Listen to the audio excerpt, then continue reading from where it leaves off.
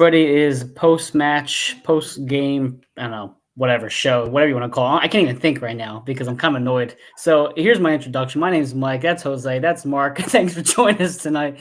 Mark, you can tell I'm a little heated. I'm a little flustered right now. The Union lost 6-0 to Pachuca. I don't really have any words, but you are, again, as we mentioned, kind of an outsider looking in. So what are your objective thoughts here as the Union just got their ass handed to them?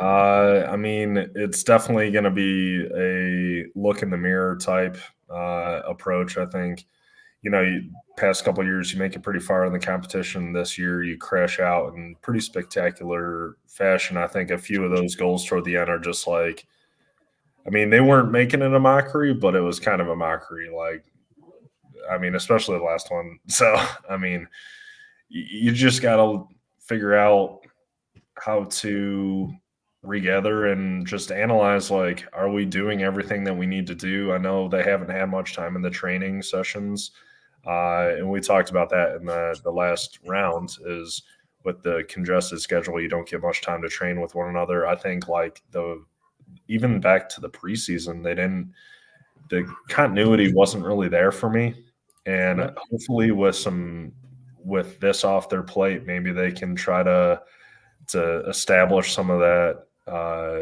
connective style that, I mean, they got the individuals who can do all of that. I just definitely think this is a wake-up call that they have to be able to start taking control of these games in terms of, like, you can't just let a possession team walk all over you and then just pick you apart up at the front. Like, all you need is one guy, a Solomon Rondon, who has been there and done that with a team that's just like passing it around you like you're like mannequins, and you're just going to get torn apart 6-0. So you got these guys, hyper technical, very athletic. They can pass. Now training sessions involved. Let's start to see it a little bit more. I know that's not the typical style from what I hear, but it's got to be there because, I mean, this isn't sustainable. Like, in one last thing before I give Jose some time here is 20 goals allowed for Pachuca. You haven't looked at the tape to figure out, hey, how can we capitalize? They are literally giving you tape on 20 goals that they've allowed, and you can't figure out how to even get a dangerous chance, let alone a goal. Like 6-0, the 0 is a big problem. The 6 is obviously a big problem. So however you want to look at it, kind of a disaster going forward. Look in the mirror. Well, listen, I mean, guys, I have been on Twitter for the last 40 minutes just kind of hearing people out. We've seen what Frank said about, how DC felt getting embarrassed 6-0 a couple of years ago. I mean, a lot of people saying, I hate being the bridesmaid. I want to be the bride, right? They're sick of this constant performance from the Union. Lenny's speech is we're in trouble. People are calling for Curtin. People are calling for Tanner. I mean, the comments right now are at the highest point of just heated, upset, angry. But it's I don't care if we lost, right? If we lost 1-0, 2-1, whatever. But we saw this against Miami at home, and I put a poll up on Twitter just recently about that. We saw this again tonight. This team played scared. This team played with no heart. We've seen it a few times now where they just seem like they are just not prepared, which is terrifying. And Mark, to your point, right? We knew Pachuca was going to score, right? We knew that ahead of time. But they were also going to give up goals. And the fact that we have had one really good chance in the last 2 games, and that came when Daniel Gazdag had the ball at the 6-yard line, whatever, and could have just hit into the net, and he chipped it over instead and missed. That's shockingly bad. And you're going to look at the formation that Curtin put out. Why is Bedoya starting? Why bring Brujo off the pitch? Was he hurt? Is that why he put Julian in at the half? There's so many questions that are being brought up again. And that just seems to be the same song and dance when it comes to Jim Curtin and the Union. And again, the final thing, the Eagles went out today and signed a lot of players, and they brought a lot of good talent into the football team. And we are just waiting as soccer fans saying, when is it our turn? When is Sugarman and when is ownership finally going to say it's time for us to go spend a couple million, 5 million, 10 million, bring in a difference maker. Because again, Mark, to your point, we have good players. There are players on this team that have won Defender of the Year, who have been considered the best left back, best six in the league. We have Carranza, who's being sought out from other clubs across overseas. We have talent, but we don't have that one difference maker like Rondon tonight, who can go in there and just take over a game and completely change the complexion of the outcome. I mean, Jose, I'll shoot to you now, man. I know you're waiting on Jim Curtin press conference, so we have. So, what's your thoughts tonight? Yeah, no, and if at any moment I jump off it, and I'll signal you with whatever way in terms of me going to the press conference. But no, what a disaster, man!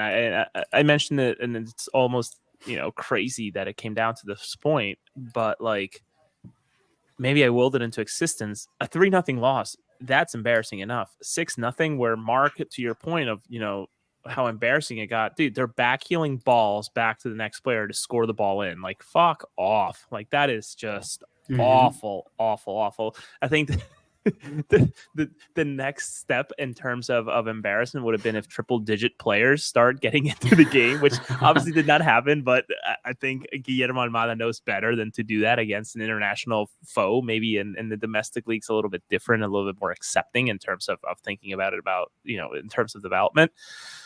But man, what a disaster. This marks ultimately the Union's worst loss ever on record in 15 years. And it's absolutely unfortunate. And I said it on Twitter, so I'm rehashing something I said. It's like 3 steps forward with this team in terms of shutting down Rondon, shutting down Idrissi, shutting down Rodriguez out on the right side, but then taking 10 steps back and letting 6 in away from home, right? And Kevin Kincaid, I got to give him credit. He's obviously covered this team far longer than you and I. Certainly, as a press reporter, as fans, that's can be questioned. But he brings up a good point. This is, I think, equal to or maybe right behind how poorly the Union played against messy Miami last year, in terms of scared and just not willing to go after the game. Never mind Jim Curtin's gymnastics of putting Chris Donovan up top.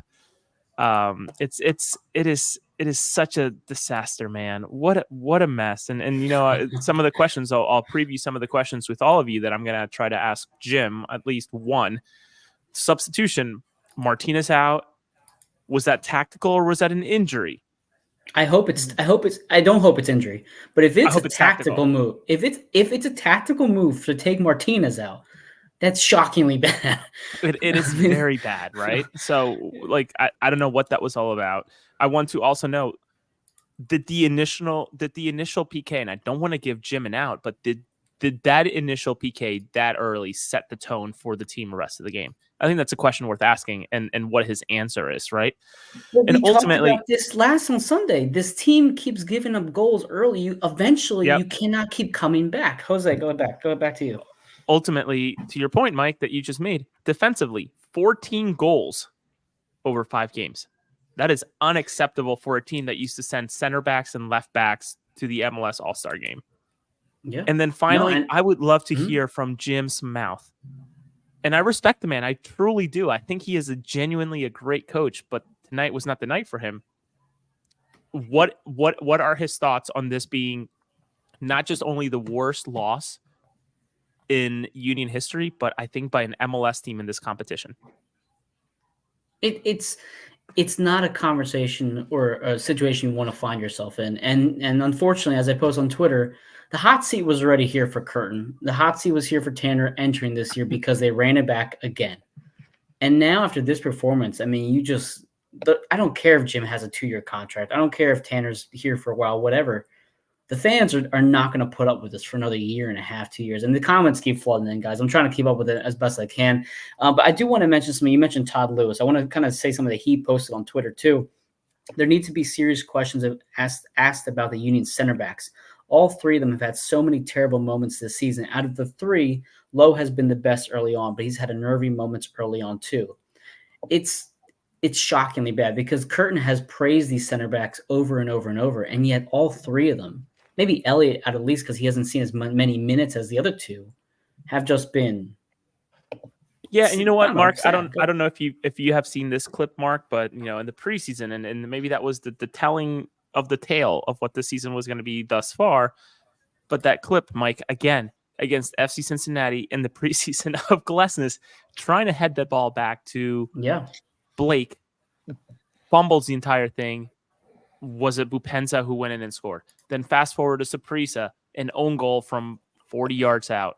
What the hell was that? And then you continue to go to the next Saprissa game where he gives up the handball and some other shocking decisions. And fast forward to this game, man, I haven't even looked at Mob to see some of these ratings and you know, stats, but I just can't fathom that there's anything salvageable out of this performance. I mean, the entire Saprissa line, the entire lineup above a 7.0, which is unbelievable for FOTMOB. Yeah. And again, I'm not a person who wants the stat line, and I'm also not a believer of just the eye test. I think there's a fine mix that needs to be made. But for an entire team to be rated that high, this was a telling of men amongst boys, and that is so difficult to watch. So difficult, especially when it's a team that, you know, taking my press hat off, a fan, someone who covers the team. So like on both sides, it is just unbelievably tough to watch.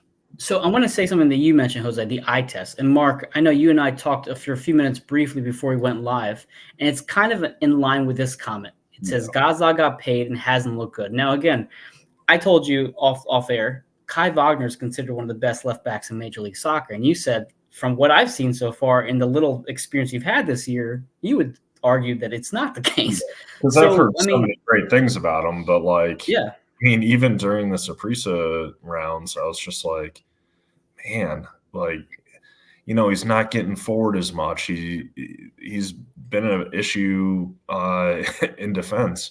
And it's like, I don't know what happened to the guy, like on the field, off the field, personality, like who knows? Like, you know, you got this influential figure on the team, and when he's not doing well, like, I don't know if it like rubs off on the rest of the guys. Like the whole night, it just didn't look like there was any sort of fight. Like I don't know. Like, it's been a while since I've played like a competitive match, but I don't care if like I'm not saying we're going out there like getting chippy, but you know, I gotta run.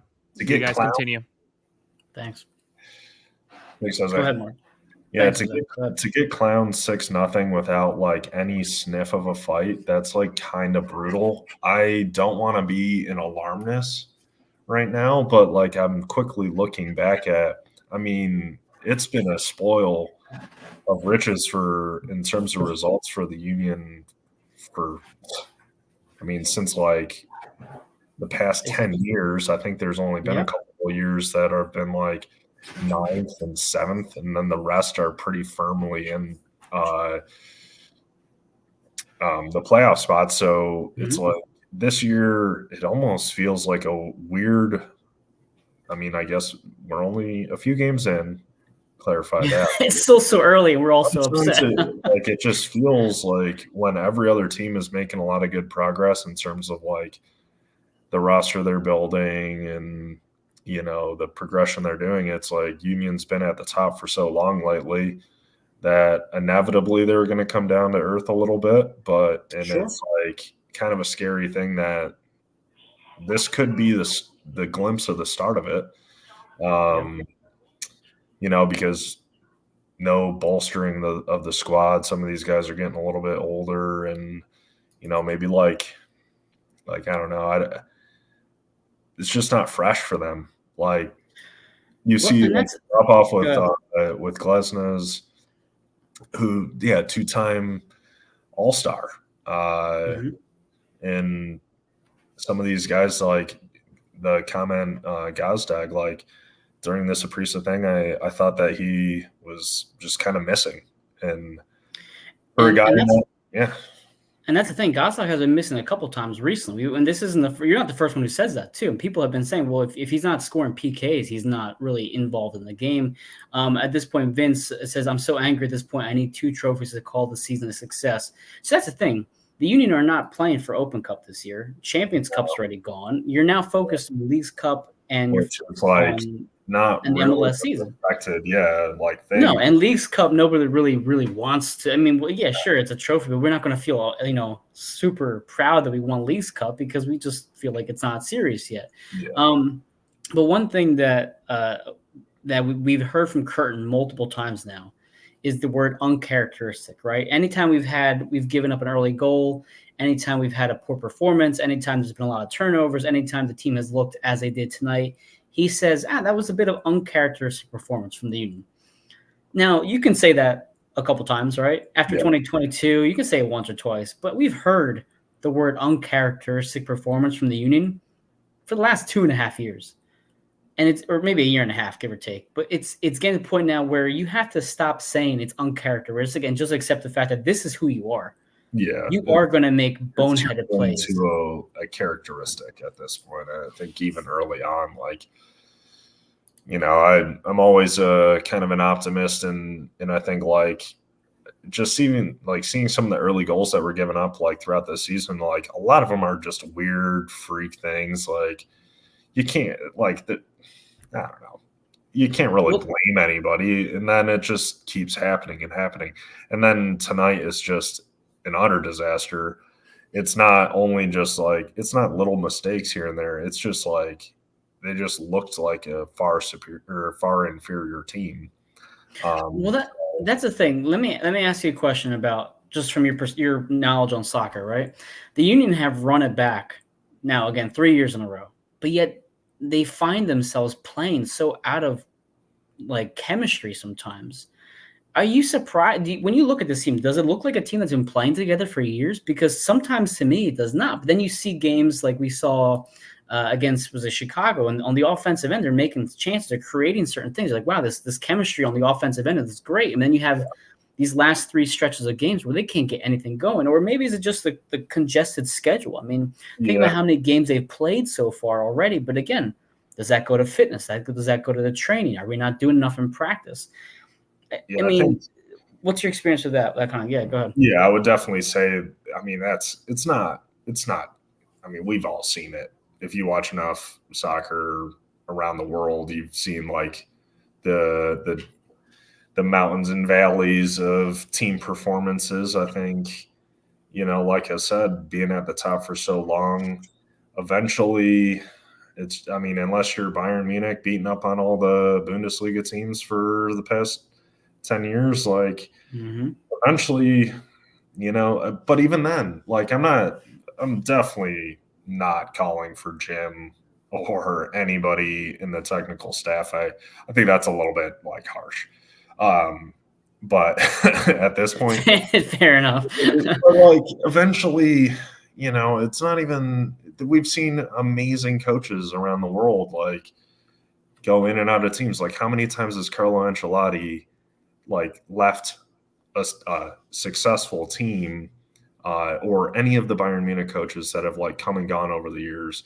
Like, I think this is probably the best way to say it. A team that's like toward middle of the road, they make their way up toward the top, and it's just a bell curve. Eventually, they're going to have to come back down. Sure. Things will have to it's just there's a new floor and a new ceiling for this team. The ceiling has been, we're right on the cusp of MLS, the trophies here. We're pushing in semifinals for Champions Cup. Like the expectations are so high, and that new floor exists to where there's not much room. Like go be a fan for like bottom dwellers across the league, like the Rapids right now. Like they had their time at one point, but now they're fighting to even like not come dead last. They're just trying to get to the playoffs. So like, Philadelphia haven't had to worry about that for a while. So there is this new like expectation of like it's got to be this and that, or else everyone's got to go. And that's not anything that's different than what we've seen with some of the most successful teams in any league. The expectations are high, especially if you're right on the cusp. Like how many times did Arsene Wenger have Arsenal right there, and he just didn't deliver. And obviously, he was getting old age, but you just got to move on and have a fresh start. Well, that's the thing. Is the Union? I mean, if you want to be the pure optimist and have the silver lining, right? The Union can now focus solely on MLS season. And and we saw that in the 2022 year, we could focus on the MLS season, and we did well in that year. Obviously, we made it to the Cup. It's been the years with the CCC or CCL, whatever you want to call it, thrown into the mix that we've struggled because we've just haven't been able to deal with the back and forth of everything. Now, Jose Nunez, again, I know he just left the show a few minutes ago, but he's currently listening to the Jim Curtin press conference, and Jim Curtin said this was not a good representation of the Union and MLS. Like, yeah, no kidding. So it's kind of a bit of an interesting statement from Jim, but I don't know what else you can say after a performance like that. I mean, really, all they can do is like, I'm assuming what they're saying in the locker room is just like, this is a pivot point now. Like, you either toughen the fuck up, like, excuse my language. It's needed tonight. Go for it. Well, like, you can't. Yeah, it's just. I mean, teams that have had kind of a slap to the face like this, you either bounce back from it and just use it as a chip on your shoulder the rest of the year. And again, they got smart enough guys. They got talented guys. They can certainly cause problems. Like, the thing about the MLS is no one is like an absolute world beater. So, like, that's true. There's no reason to like hit the panic button. It's like, it's just tough. It's years and years of being, like 2 years of being in this competition in depth. Short off season. I feel like they get shorter every year. And like, I know everyone was like, oh, give up on the homegrowns. I think that's a little bit of an exaggeration too. Like, well, the homegrowns this year with Nathan, McGlynn, and Quinn have been three of our best players. I don't think it's the homegrowns. I think it's the fact that you're relying so much on the youth. That's a problem. It's like you're just saying, okay, we're not going to add to the team in terms of an outsider coming in. What we're going to do is just bank on Baribo being Baribo, which he hasn't even seen the field yet. He's played 151 minutes for his Union career so far, and you're just hoping that McGlynn, Nathan, Quinn, and I guess you can throw Bueno into the mix, just get better than they did last year. And so far they have. Yeah, sure, they have. But you also don't have a player, again, like Rondon or anybody else you can think of in MLS that is that difference maker. And now I'm going to go back to Jose's on the press conference right now. Jim said on the strategy and what went wrong, it's disappointing. Like I said, this wasn't us tonight. We had a plan in place. We conceded a PK, and the plan went out the window. The second half, Pachuca's quality took over, and they embarrassed us. So I want to kind of restate what Jose just put on Twitter. This wasn't us tonight. Sure, maybe getting blown out 6-0 isn't us tonight, but so far this year, you don't know how to get a lead and keep a lead. All you're good at is giving up the first goal. And again, the comments are coming in. I'll throw a couple of these. I know, Sean, you've been commenting great stuff. Worried about the ownership's only worried about making money with the complex and the youth tournaments and the youth leagues. No energy, no fight. It's so much stuff going on. Baribo not seeing the pitch is a crime. Again, the Union fans are used to seeing players being brought in like Baribo, like Davo. Like, you can even think of Orovic years back. We just never saw the field for no reason. Now we know Baribo might be having some sort of injury issue, but again, it's the same old thing for Philly. Any other thoughts on that, Mark? Yeah, it's just like an attitude. I think, anyone who watched that game, it just didn't really look like, again, the one count was pretty spot on. There's just like no fight, no intensity. Like, I swear I see better intensity out of, like the Wake Forest UNC game I watched like last week in spring season, like flying around, like tough tackles, not illegal tackles, but like guys get stuck in and just kind of looked a little apathetic.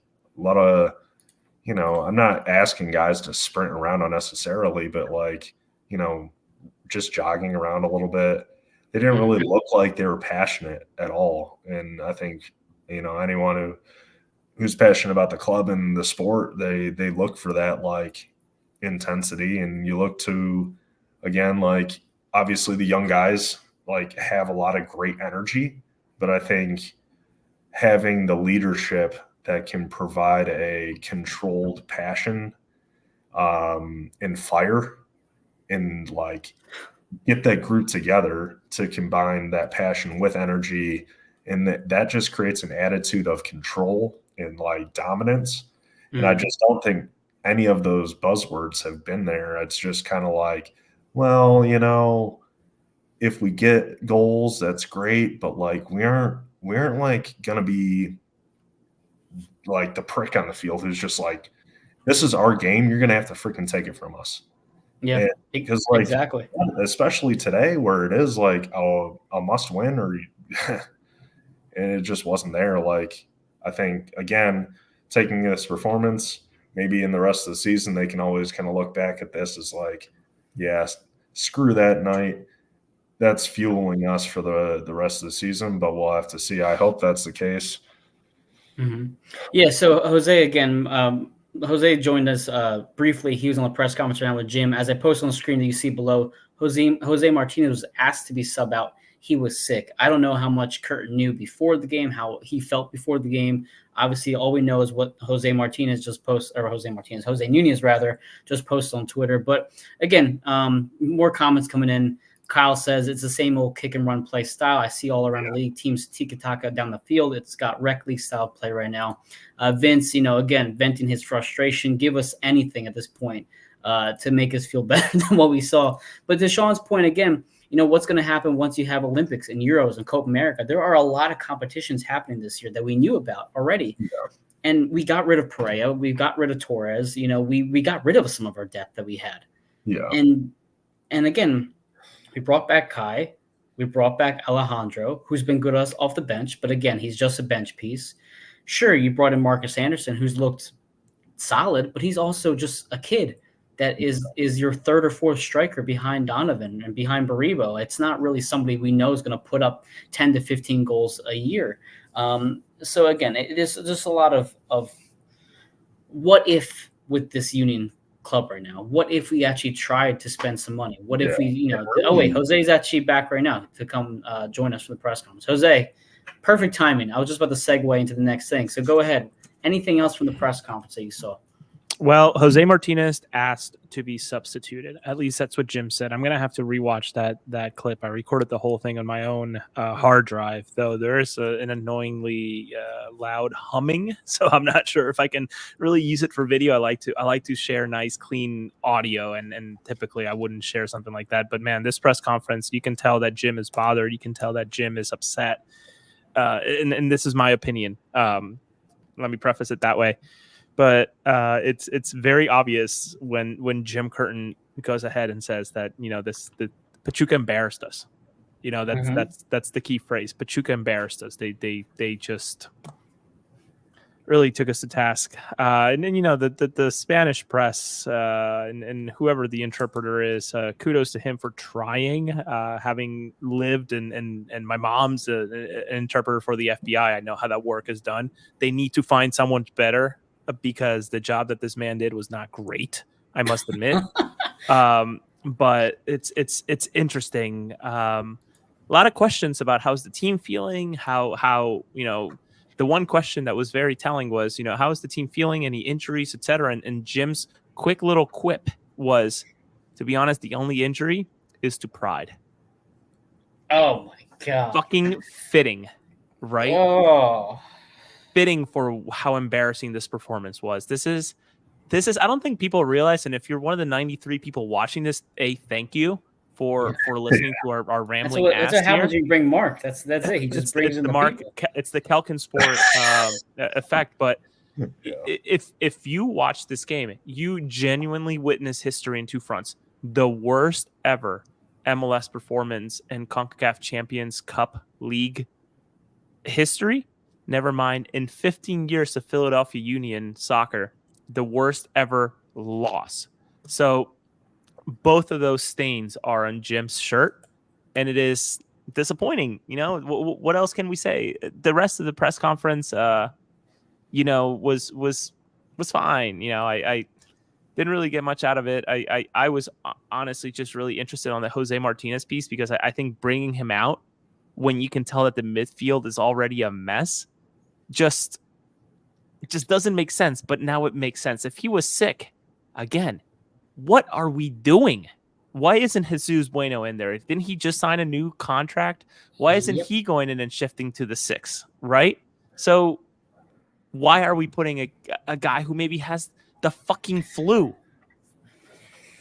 Well, Like I'm so sorry. Like he's not Kobe Bryant. He's not going to give us the flu game, right? Like it just doesn't make sense, man. You know what's funny, Jose, is that like you said this a couple minutes ago before you signed off, and we've said it before on the show. Like we're press, right? We're media, independent reporters. We are also fans first, and you are upset. I'm upset. Jimmy King right now. If you guys don't follow Jimmy King on Twitter for Philly Sports Network, he's just going off on everybody, and he's also an independent. So it's one of those losses that it turns you back into a fan, right? It turns you back into like why we got into this to begin with. Because we love the game of soccer. We love rooting for our favorite team. And when you see something so frustrating, it's almost too hard to control that at this point. But to your point about Martinez and Bueno, I would have loved to see Bueno the 6. And if Martinez isn't feeling well, bring him on as a sub at the end of the game. Let him bring his energy in for half an hour, 25 minutes, whatever it is. We know he can attack offensively. Yeah. We've seen it been done before. We've all asked to put him on the right side at least once. Give it a shot. I mean, you put Bueno the 6, you put Quinn on the right, where Quinn has been thriving with Nathan Harrell so far. You let Marcus Anderson cause some mayhem up top if Julian can't play a full match. And again, it's as Jimmy King says, Gazak vanishes. He's supposed to be our 10, our difference maker, but he disappears sometimes. And again, the people are chiming in again. Did Ty sleep with Curtin's wife? This is madness. All right, let's not put those up. Janice, I appreciate you get the frustration. Like, the jokes. Well, the jokes are Mike, just. But that's how our mood is right now. But go ahead, Mark. Mike, you're spot on. I think if you knew the guy was sick in a game like this, the worst thing you can do is let it slip away from you, and that's exactly what happened. Like this was the type of game that you just want to see out until the last 15 minutes and then start taking your chances. Like the Union were in the power seat. Like they didn't have to do really anything. All they needed to do was just get a late goal or who the heck knows, just take it to PKs. Getting blown out 6-0. I mean, that's not even an option. But if a guy's sick, I'll be right back. Hold on. If you can have Bueno start, can try to control the game, at least get in half 0-0 or give away a bad PK, not that big of a deal. 1-0.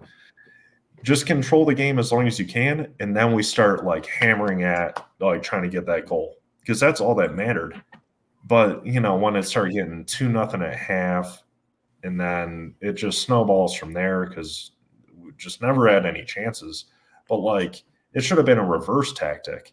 You put the sick guy in to help ice the game. Be like, hey, I know you're sick, but just hang in there 20 minutes. Let's ice this game. You're in there to bog down the midfield and stifle any sort of creativity they have coming out of there. And that's hopefully being at 1-1 or 1-0 winning to go on to the next round, because it's that old survive and advance thing that we heard from the Saprissa thing. And it's just knowing you're sick should have been probably a reverse tactic, because you can't let a game like this get away from you. We can proudly say that today's show sponsored by Pinhook. Okay, straight out of what is Congratulations. it? Cheers. Kentucky. Yeah. Today I'm happy that I'm drinking out my Eagles cup and not my Union cup, because go Birds. No, I think I think what's just, I don't even know what I'm going to say. I lost my train of thought when you said that, Jose. So actually, I'll go to you first, because I had a point and now it slipped. I am so sorry. No, listen, and Mike, I'm so glad.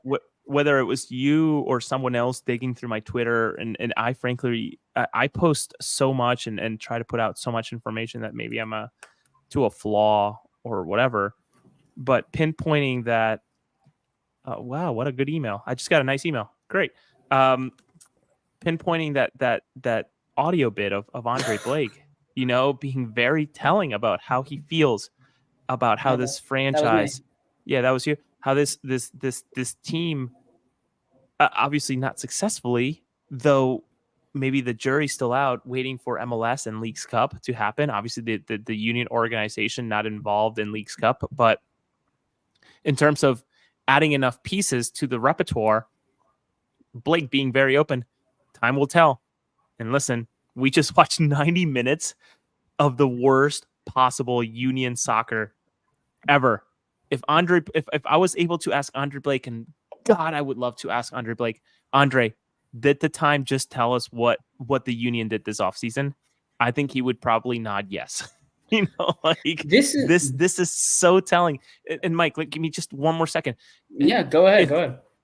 If the union is so strapped that they have to put a sick Jose Martinez in to play against Pachuca, Eric Sanchez, an international Mexican player who has won a Gold Cup and has 21 appearances for the Mexican national team, that's how bad things are. It is so telling of where this team is, and it's so embarrassing. Again, I talk so much about this team to my friends, to my family, etc., and to go now to and again, this is maybe me taking my press hat off for a second, but like to go and explain how the hell did your favorite team that you cover and pour your soul into in terms of reporting, may I maybe pat myself in a very neutral way. How do you go and like try to put a smile on it? I think of that meme, right, of that gif of like the guy painting his face crying like a clown. Yeah. that's gonna be me for the next 2 weeks, trying to explain how the union crashed out of the CONCACAF Champions Cup. So Frank brings up a point here. Does this spur an impulsive move by management? And maybe not impulsive, I guess, or maybe the question is when. Yeah, well, that's true.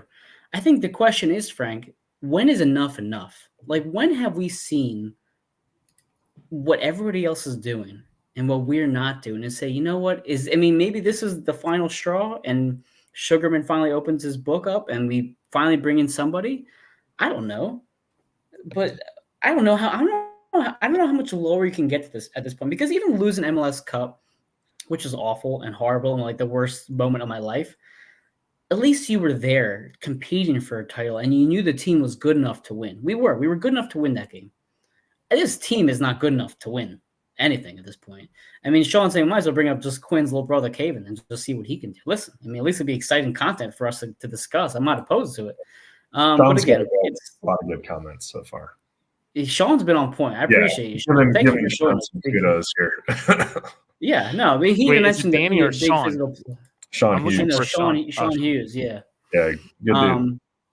But again, it's a lot of frustration, Jose. I don't blame you. I feel the same way. When is enough enough? Because at this point, the fans are more upset than I can remember. Somebody had mentioned on Twitter as well. This is the kind of performance that we saw at Charlotte the year we went to MLS Cup, when we should have won that game or drawn that game to get us the supporter shields, to get us home field advantage for the MLS Cup, and we failed to do so. Again, a big moment when we had a chance to do something, and we failed. And again, Jose, to what you said in the halftime show, this was basically a 1-0 lead for the Union entering this game. We just needed to be 1-1, and we advance. That's it. And that goes back to your point, Mark. All we needed to do was to keep it a close game, and you had it right there in your hands, and you blew it. Any last thoughts on those, Mark? Go ahead. Yeah, it's just forcing the panic mode on them. Like, the longer it goes 0-0, the more they'd panic. But, yeah, continue. That was just a short comment to add. No, that's fine. I mean, listen, it's 11 o'clock on a well, I don't even know, Tuesday night at this point. Mark, again, thanks for joining us on this historically bad night for the Union. I'm sorry, our team is on the downfall right now. You have one more point. Yeah, I got a quick point. Once you plug in your stuff too, so everybody can find you as well. Before all of the Union fans just like completely, jump off the cliff or the bridge or whatever, it's like, it's already mid-March, and this is kind of the crazy thing. Like, the summer transfer window will be here, but more importantly, if you're questioning whether or not, ownership will splash any cash, you also got to remember that like tons of guys' contracts are ending, and like there's going to be so many big names available. Like, I already have like a few highlighted because like of my personal favorites. Like there's pages of guys who are valued over $3 million that you can get for free. And so as long as like, and I don't know, I have faith in the scouting group with the Union. I think I'm not worried about them like finding guys. It's just like how aggressive they can be with IDing some of the upcoming free agents as quickly as they can, and just trying to be like with the agent and getting these pre-contracts drawn up, because this is a team that I feel like if they can survive through May and just like leave themselves right on the doorstep of the playoffs, bring in a few guys like out of free agency, there's nothing that makes me think that that's not possible. And I'm actually it's kind of crazy that MLS teams, I feel like, don't do it as much. But obviously with all these leagues around the world that are giving out big time contracts for average players just because of their name, but that's beside the point. I don't know. I think if the Union can just get through the rest of this month into May, start getting some of the guys who their contracts end in May, especially South America because of the Clausura ending, and then Europe ends.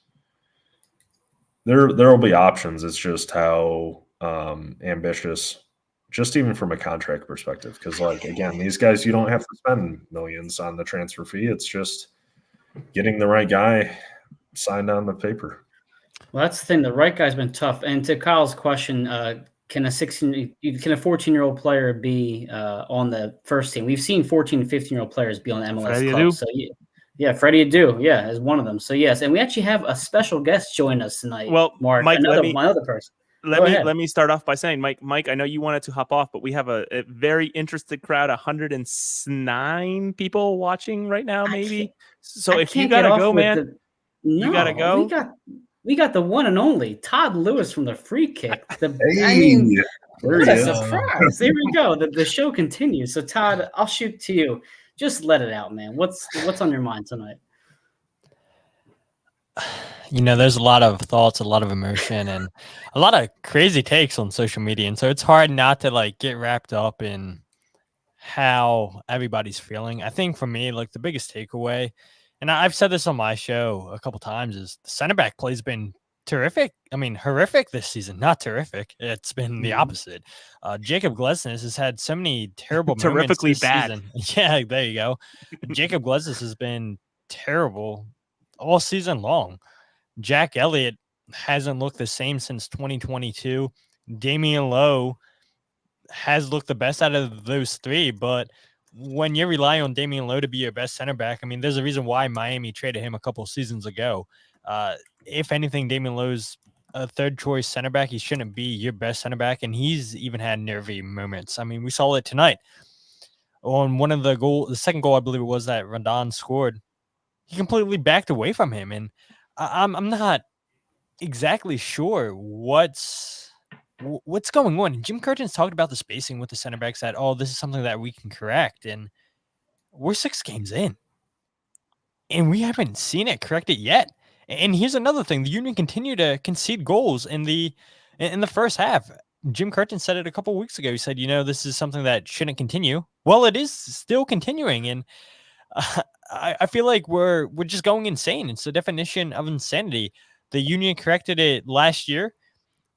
2021, I want to say it was 2022 in the beginning. The Union were conceding a lot of early goals, and now it's back. And what's the blame?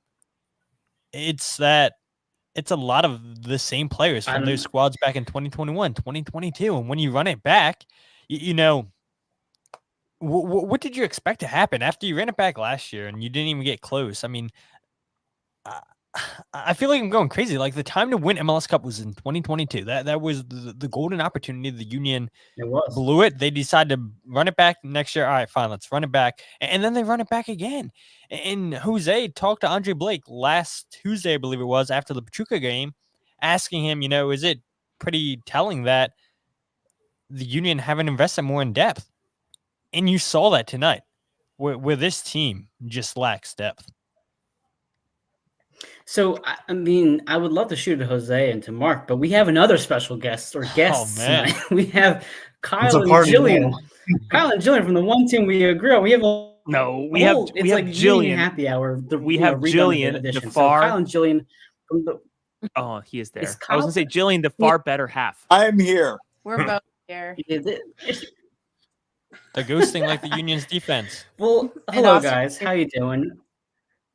Exactly. We're okay. We're we got the okay. cats too. It's perfect. Yeah, Oscar's coming up to. So say how are you hello. guys doing tonight? Yeah, not good. Yeah, not good. No, this is the first time, and I put this in the group chat. Like, Jim looked defeated. Like, he really looked defeated. The team looked defeated, and there's a lot of questions moving forward. I mean, how are the Union going to respond? That's my question. Yeah. They got to have a good showing on Saturday. Yeah. I don't know. I That's mean, off of this. Well, what's to the thing? your I mean, point Saturday there, has to be the game that you. Yeah. What I was gonna say, Mike. I think maybe the connection was not good on my end. My bad. But and that's so tough, Kyle and Jillian, because Saturday you don't know who's around. You have these international matches where players are going to be starting to come and go, with Daniel Right. Gastag going with Hungary to play against Turkey and Kosovo. And then you have I don't know what happens with the U23. I heard some stuff tonight that I can't share. So some bodies, I know that players from the Union will be leaving for the Olympic matches on the 22nd and the 25th. So you have them moving. I'm going to go ahead and assume that Jamaica is going to call up Blake and Lowe. Are they going to be around for this Saturday? Do they go after the match? Like, I'm so intrigued onto. Oh, Mike left. I'm so sorry, Mike. No, I feel bad. No, Jose, you're spot on, because we were talking the other day. Portland looked thin, and now we got the other call ups. I mean, Austin, Portland, even Minnesota. I mean, what's this all going to look like? I mean, God forbid we got injuries. I mean, we saw tonight. Yeah. The depth's not there like we hoped.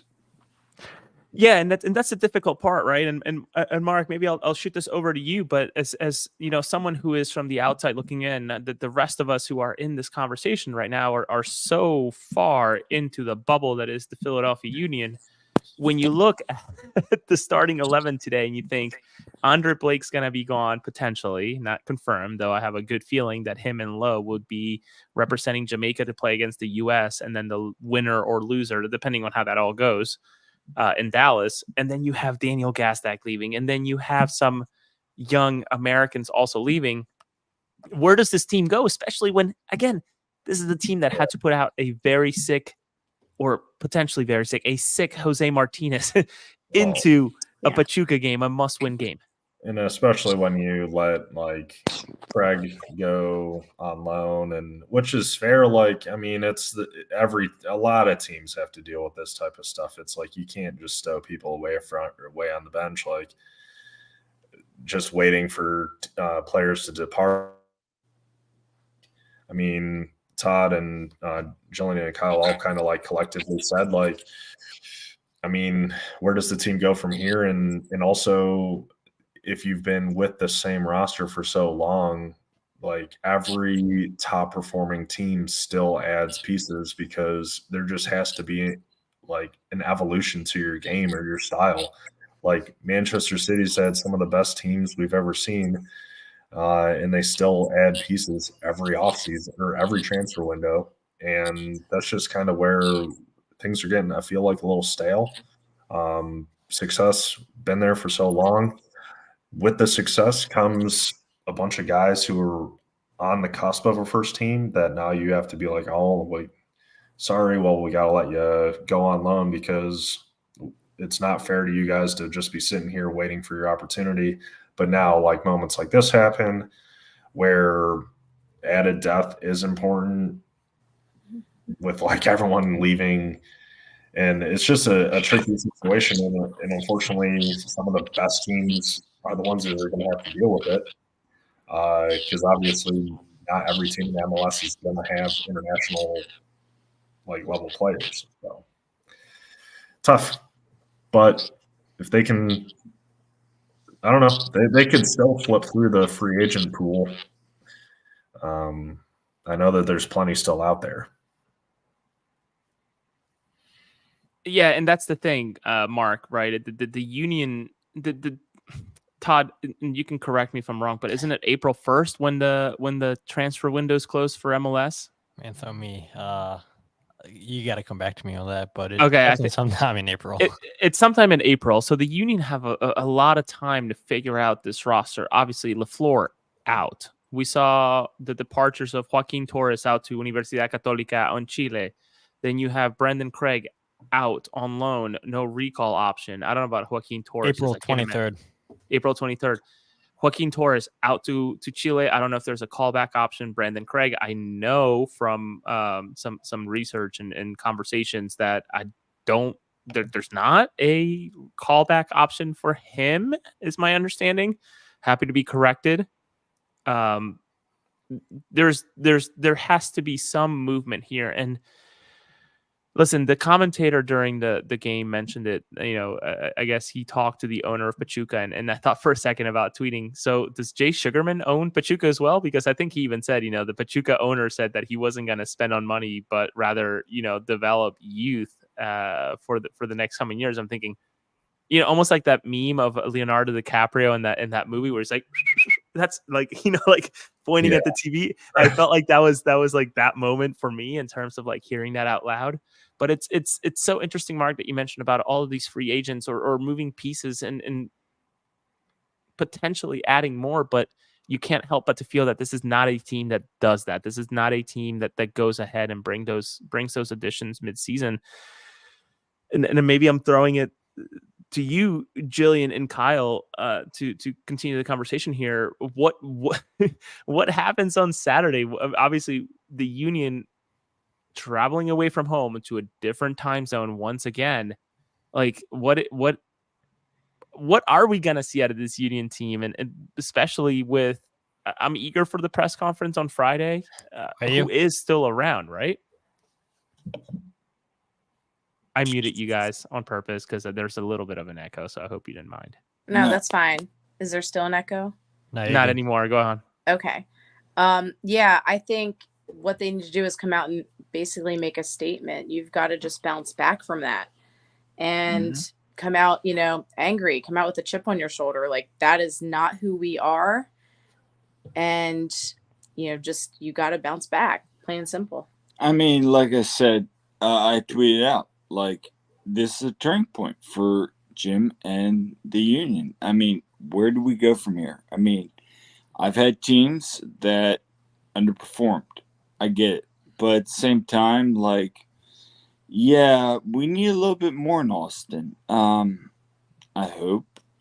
But if we go flat, then I got some concerns. I mean, legitimately concerns. If we fall flat and let's say we lose that game, we got concerns. That's so.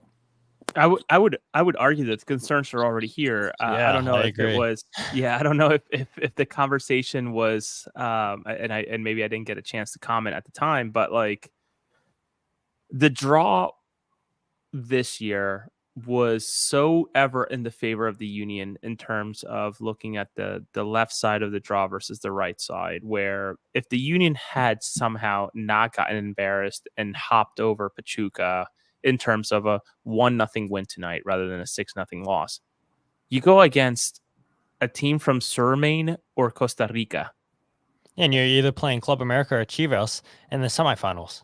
And that's that. I would think that Union fans would be far better with losing in the semifinals than losing in the quarterfinals.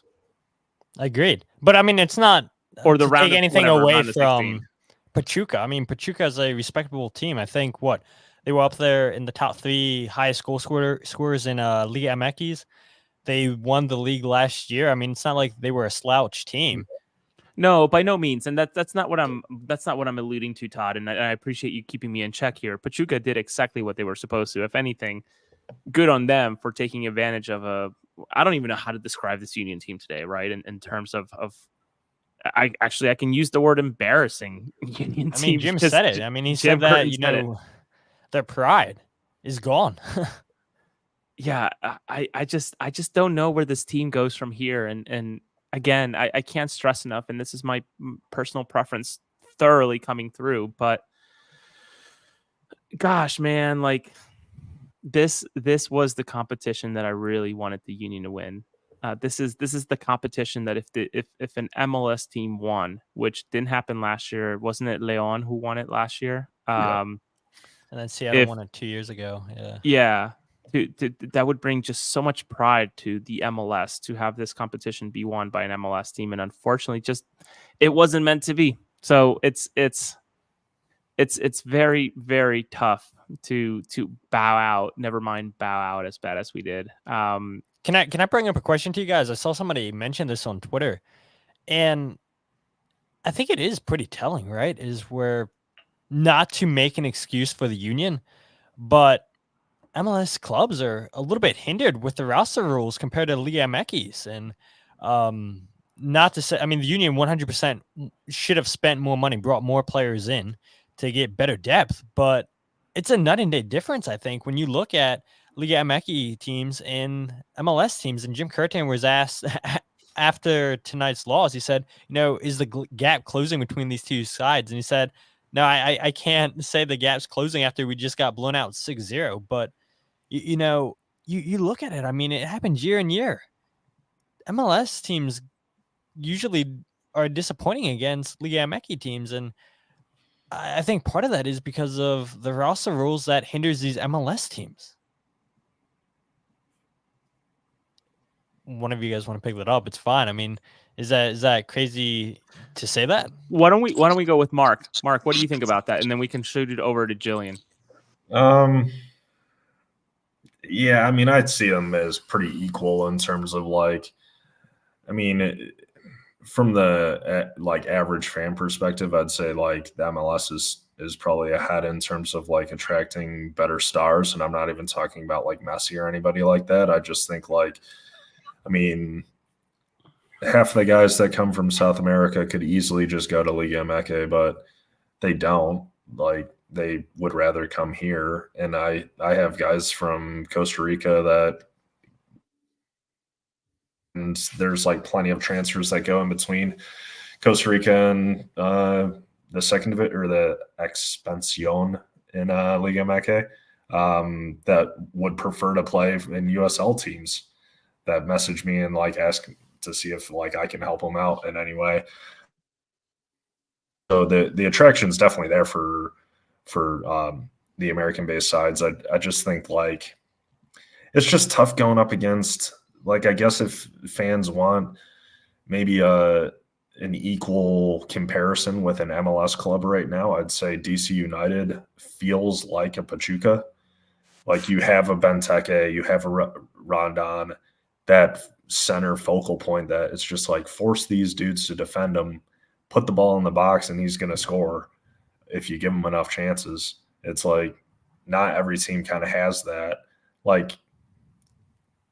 There's plenty of Liga MX teams that would just get blown out just as well as any MLS team. A couple years ago, the Rapids were getting beat by Comunicaciones from Guatemala, and the same scouts in that blown. But some of the same people in their office would say, "Oh, Guatemala League, that's crap. We never signed anybody from there." A team that just beat you, though. So there's always a debate on what the talent looks like and where it translates from league to league. Obviously Vasquez is doing pretty well for Monterrey, and Chivas for Cowell. It's not as of a spark right there. I'm sure he'll be fine eventually, but yeah, I'd just view him as pretty equal. I think that's a long story short, but I think a lot of teams throughout the region I mean, Robin Hood, probably not on the radar quite yet. Yeah. I don't know, but yeah. I think the whole thing, and you see it in the international play too, like how the U.S. can get beat up on by Trinidad and Tobago. So like everybody's close. It just depends on the night, and I don't know. Tactics definitely mean a lot, and I think a lot of times it gets overshadowed by the fans like looking at the team itself, and it's how they train, it's how their match day tactics are, their adaptability within the games, and yeah, there's so many factors, but talent wise, roster rules, I think we're on par, if not maybe a little bit ahead. Well, let's go ahead and send it over to Kyle and Jillian, a couple who know everything, just about everything about throttling, and the Union got throttled tonight. Yeah, not good. It's not good to be on the other end of that. I said to Kyle, I'm like, so this is what DC felt like when we played them and put like 6 and 7 up on them. Just demoralizing. Stop. But you're right. I mean, you're always right. Let's be honest. I am. Good response. No, it was a bad performance. Do I think Liga MX is better than MLS? I still do, but the gap is closing. And I think eventually MLS will overtake Liga MX, maybe. But tonight was not a good performance for MLS. Not at all. It's a passion thing too. I think that the MLS across the board just isn't fiery enough. Like playing in front of the Liga MX teams, crowds are they're insanely passionate. And like I asked earlier, one of my buddies, because we were talking about how Next Pro is compared to USL, and it's just these guys, like, it just shows the level of intensity that maybe the MLS teams don't have. Like we've all seen some chippy competitive MLS games, but like you gotta have some toughness. Like even driving around in Mexico, like I've driven in Mexico City versus the US, you gotta have like a confidence and an attitude to even just drive around the streets, let alone play there. And until we play with a little bit more intensity than we do, it'll be hard. Like all these games are going to be tough.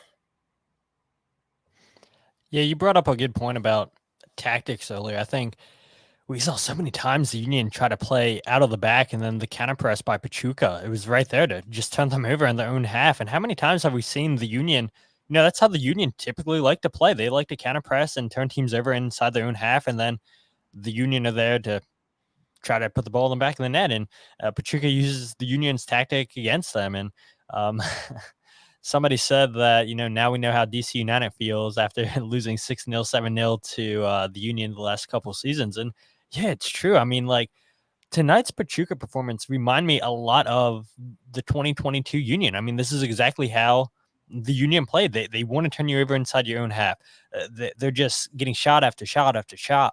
And teams have figured out how to beat the Union, I think, the last couple of years. And I think you're seeing a lot of tired legs. Stu Holden actually said it on the Fox broadcast after the game that, this squad, the last 2 years, has looked tired. And I agree 100%. And that's what happens when you play a high press system where you're just running these guys into the ground. And I use the example, whether I think it was with Jose on this podcast or on my podcast, Liverpool had to go out and replace their squad because those guys were just ran into the ground. And I think you're seeing some of that with Union right now.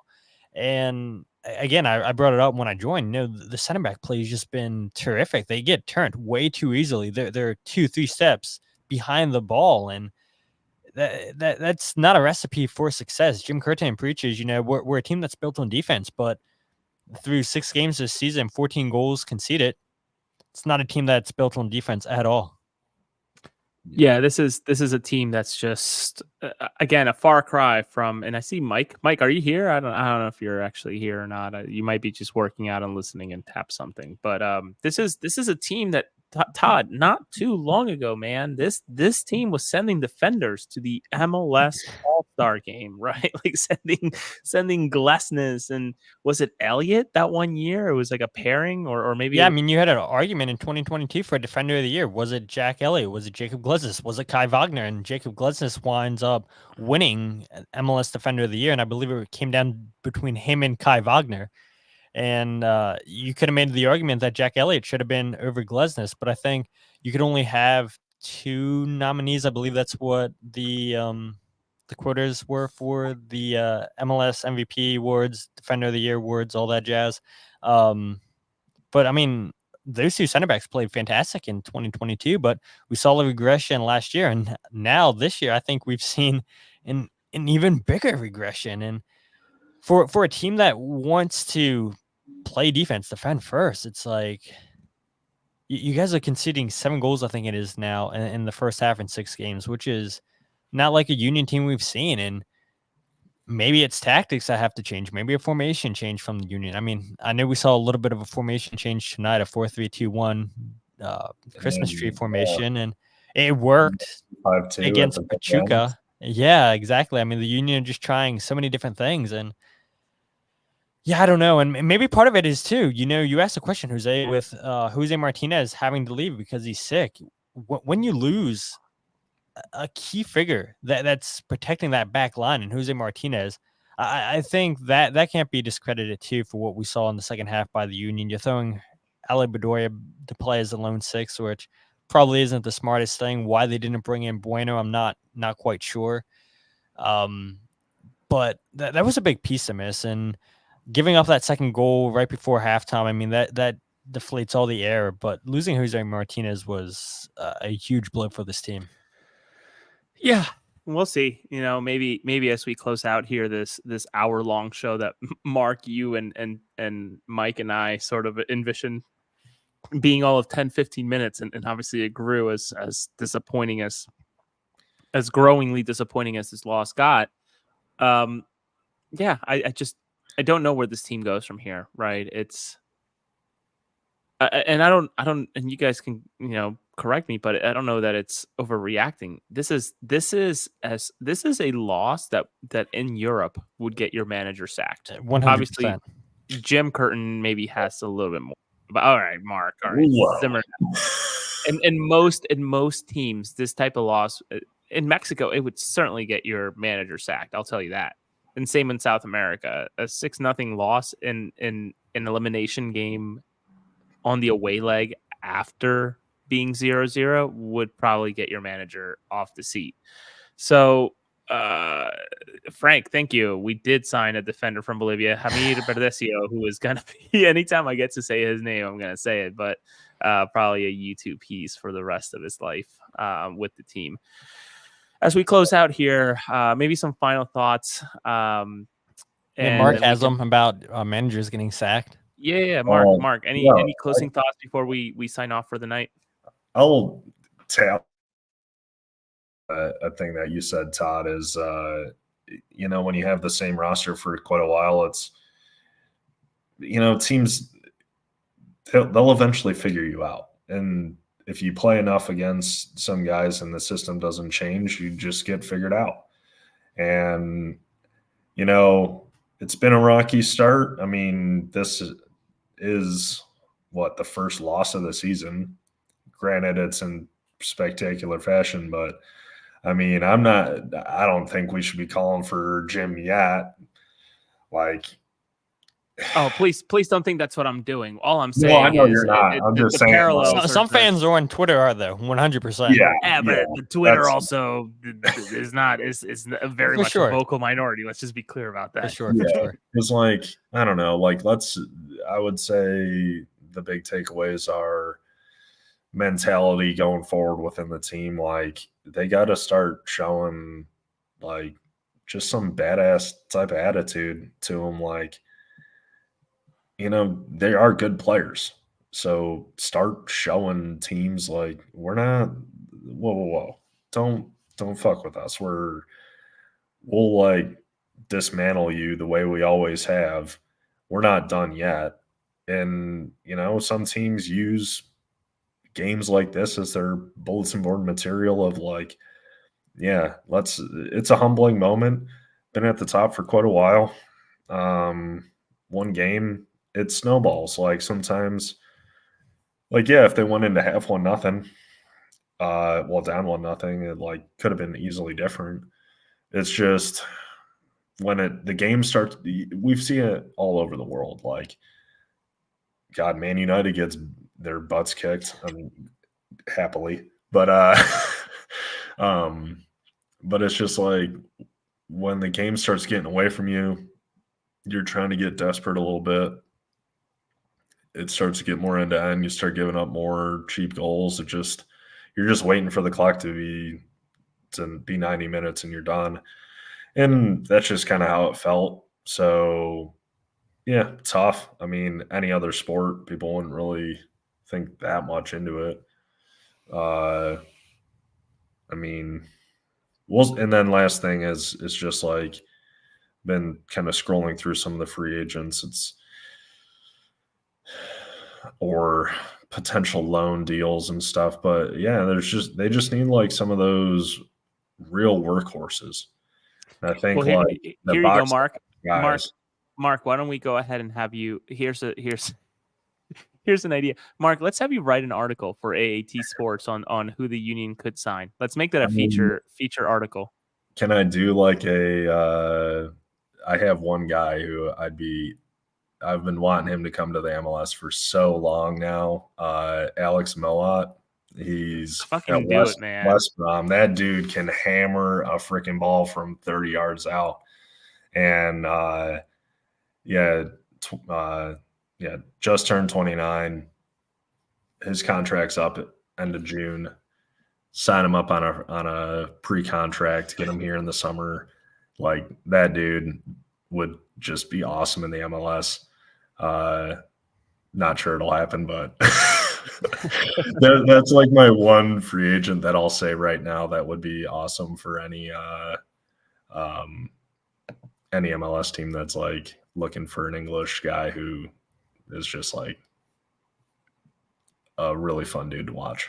All right, Mark, let's not be giving other MLS teams ideas on who to sign. Let's save that for the Union. I think you and I know who to send that over to, but for now, Todd, any final thoughts here before we sign off? Obviously, an unbelievably disappointing loss as I try to scrub through bots who tell me that they have a link in their bio and that their body parts are also available for me to see on their bios on some of my stuff.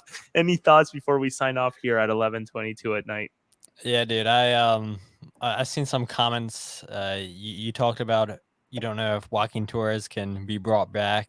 And I'm looking at this Charmander behind me, and I just keep singing the Pokemon theme song in my head.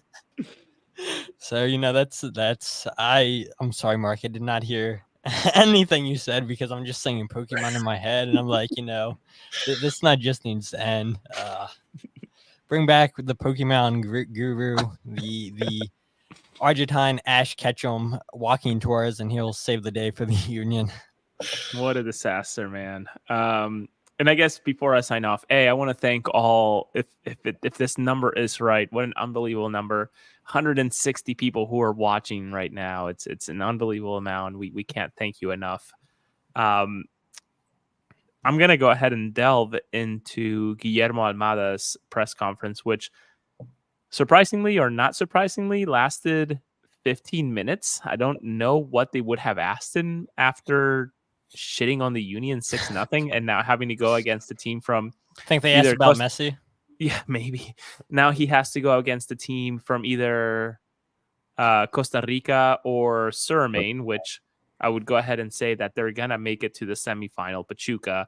And I'm a firm believer that I hope the team that defeated me or defeated the team that I support or that defeated the team that I cover goes ahead and wins the whole thing. So best of luck to Pachuca. I really do hope that after being trounced, throttled, getting our back broken 6-0, that Pachuca goes ahead and does well the rest of the tournament, because they are genuinely class. I really do think that 0-0 keeping Rondon and Idrisi off of the score sheet at Subaru Park was a bit of an anomaly. But maybe it wasn't, and maybe Jim Curtin should have just played Nate Harrell at center back instead of bringing back in Damian Lowe. Who knows? In a different universe, it all would have gone differently. But for now, Mark, people can find you at Kelkin Sport on Twitter or X. Mark, do you have any cool stuff coming up? Anything you want to plug as we sign off outside of the article you're going to write, guiding people to our site to find out who the Union could sign as free agents? I have working on finishing up publishing a website. That way I can get more long form writing out there. Yeah, that should be pretty good. I do have a very cool article I'm super excited about. That is kind of the big one to set the ship on its way. I won't say the topic, but I think a lot of people will be interested, especially people in my neck of the woods, not regionally, but more so content-wise. Continue to check out some of the college games coming up. And now that we're into all the pro leagues, be a lot of attending games. So I'll post my schedule for everyone who's viewing. If you're in those areas, I'm always excited to meet and talk to anybody about anything soccer related and anything that, they want to talk about. So yeah, keep an eye out for my schedule. I'll keep routinely posting stuff.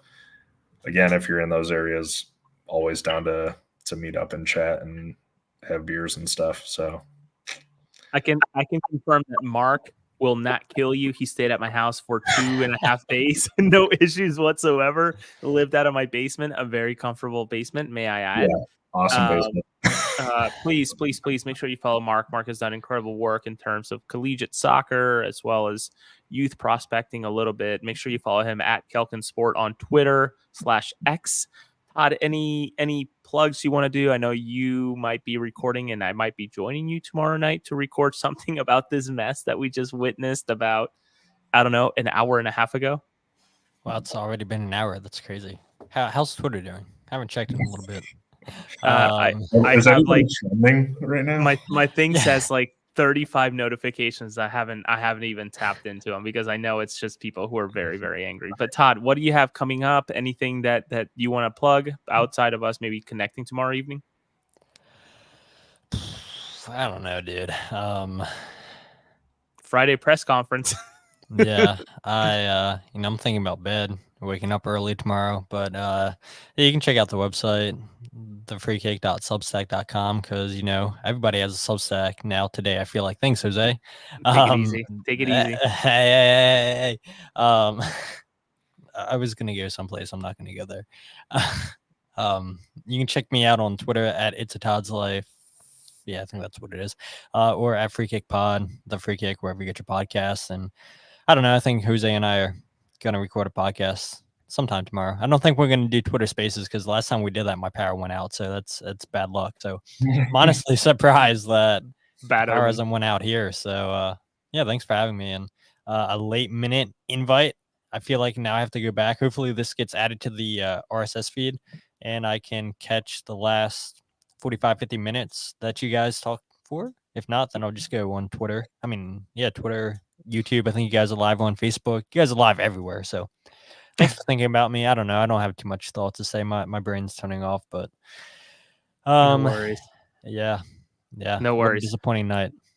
What a disappointing night. On my end, at Jose R. Nunes 91. I also have a Substack.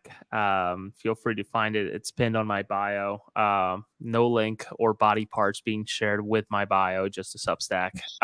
But for now, man, and men and women who are watching, what a disaster, what a debacle. How this team gets up after the loss will be very telling of what this team is made out of, though. I think what really could have helped this team is an international break, which of course they don't get. So a game against Austin this week, a game against Portland the following, and then back home on the 30th, Easter weekend, against Minnesota, I believe, on the 30th. So a very, very busy schedule for the Union. It doesn't stop. It keeps on rolling. Bodies will be coming. I should say bodies will be leaving. And the Union will have to figure out. And honestly, I'm really, really interested to see how Jim Curtin et al. Goes ahead and figures out what this roster looks like when you have 4 or 5, even 6 people who are sure bet starters going away and representing their country, which obviously is telling of how good the Union are, but not on the night tonight. 6-0, worst ever loss by the Union, worst ever loss by an MLS team in CONCACAF. So with that, I think that we can go ahead and sign off. I look forward to covering. I should be able to take a look at Guillermo Almada's, Pachuca's coach, press conference here shortly. Some clips to come from that, though. Again, I wish them the best of luck the rest of the competition. I certainly will be taking a deeper look into Jim Curtin's press conference and sharing some more clips. But for now, we move. The Union will play against Austin once again this weekend, 8:30, I believe, Eastern time zone for everybody watching Apple TV.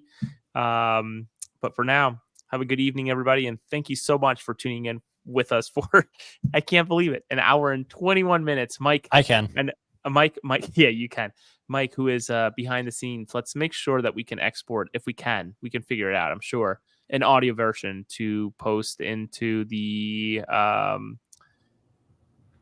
RSS feed for people to listen to. This is a point in history that I hope the Union never have to repeat, if not surpass, in the future. But for now, thank you, everybody. Have a great night. And 11:30 on, March 12th. We'll never forget this date.